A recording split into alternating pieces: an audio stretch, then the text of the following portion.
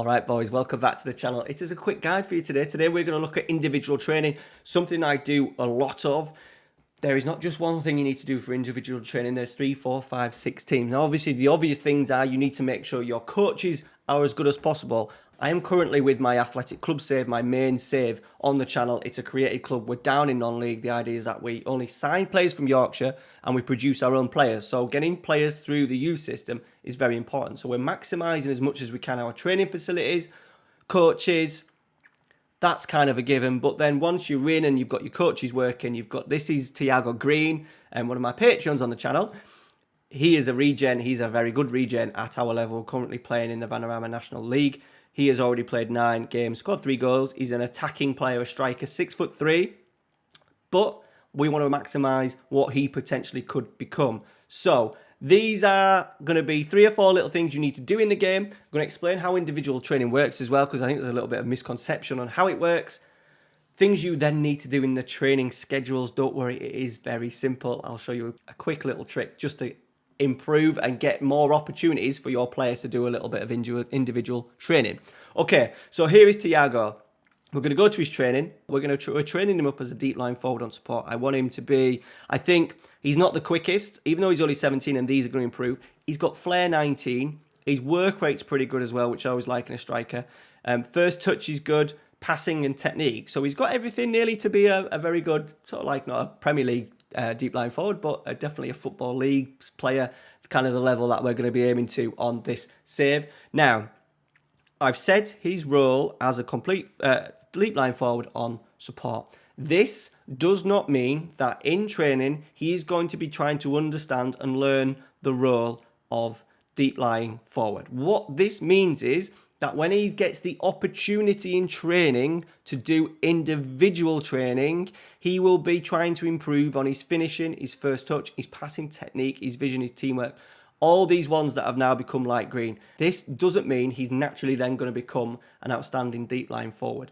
You need to not only improve his attributes so he's better technically for that role, but he needs to have match time in that role. So, 2 things combined. If you're going to use your youth team players, or you're going to use your players, you need to make sure that if they're under 23s, or if they're in with you, you need to make sure you give them game time in that area. When they're on the training pitch, they're not learning how to be a deep line forward. He is learning to improve in all these areas that are now become green. Does that make sense? Hopefully it does. Remember, you're trying to improve individual training here is based on improving individual attributes.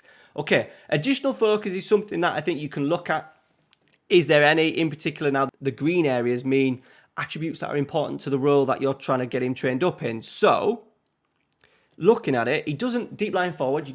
I would say generally, he's 6'3". I was hoping he was going to be a bit of a sort of like Lukaku, big, strong, fast, but we've not really got that from him. He's more going to be hopefully a technical player. So, as a deep line forward, his pace is going to improve anyway as he gets older, but I don't necessarily need him to be too quick. So, what I'm actually going to do is, if we look round, he's probably his worst attribute in green is finishing. So, even though he's going to be a deep line forward, he still needs to be good at his finishing. So, we're going to go down to shooting and click it in. Some of the attributes have now become blue. This means that he's going to get double attention in these areas. So, he's going to do finishing, long shots, and technique. So, what it's actually doing is doubling down on a few key attributes. I've set him up there. We're going to track his progress. Keep following my York City save. We're going to track his progress in the Discord as well. I have got a Discord group where I'm looking at all my regens in this save. Links down in the description. So we'll be able to track his progress over the next few years. Right, so now we've got our individual training set up. We've also got obviously the coaches' facilities. One more thing, and probably the scariest thing you need to do. Go into your training onto your calendars. Right, there is 3 things in the game that you need to put in to maximise how much time players spend on individual training in terms of their attributes. It is these 3 here. Defensive shape, attacking movement, match practice. Okay? What I would do is click on it. You can still get your assistant manager to do stuff, but you just need to make sure you have these 3 in your training sessions. What I'm kind of doing at the moment, I'm letting my assistant do general training during the week, and then all I'm doing is making sure I'm adding in these 3 every single week. That's all I'm doing. I do like to every now and again dabble with my own training sessions, but because you just want to play the game sometimes, I always find this. I'll maybe do it a month at a time. We're coming up to the end of September, so probably next week I'll be going into October, going through the training and making sure there's a day of those 3 things. Now, why do we choose those 3 things? That's because if we click on it, defensive shape, under the main primary focus of the session, you have attributes, individual roles. So that means a good focus of this session is going to be looking at players improving their individual roles. That's obviously with the defensive phase. There's attacking phase and the goalkeepers have a little bit. And then obviously with attacking movement, there's a lot of individual roles in there. Look, in there. And match practice, once again, as a full focus, massive. I think match practice is absolutely key. I think you can only use match practice twice in the same week. So it just shows how important SI regard match practice. So I would make sure that you get 2 match practices in, an attacking movement and then a defensive shape. If you look at some of the other sessions, so for instance, attacking shadow play, some of the traits, attributes will be improved, but there's no individual roles. I think there's a couple. If you kick around defensive, look, there you go, look.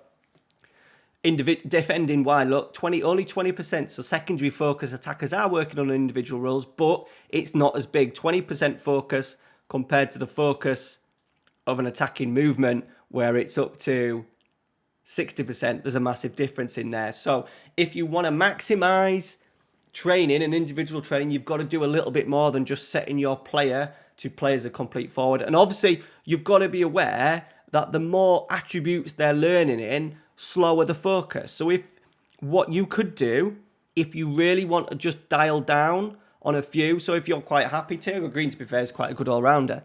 But because if you look at his training, he's got a lot of things that he's going to have to cover. Imagine if he gets half an hour a week to improve on his individual training and he's got to cover all those things. That's a lot of things to cover. So what? Another way around it for your individual training is just have his playing position on, okay? What you could do then, because I just want to improve his focus, I want to improve his shooting, we're going to go into it, we're just going to do shooting, makes it bright blue. That means that every time he has the opportunity to work on his individual in training, it's just going to focus on finishing, long shots, and technique. All right? So you necessarily don't need to change anything in here. Just put his playing position, and then there you go. It'll really focus on his individual training. It'll really focus on his finishing, his long shots, and his technique.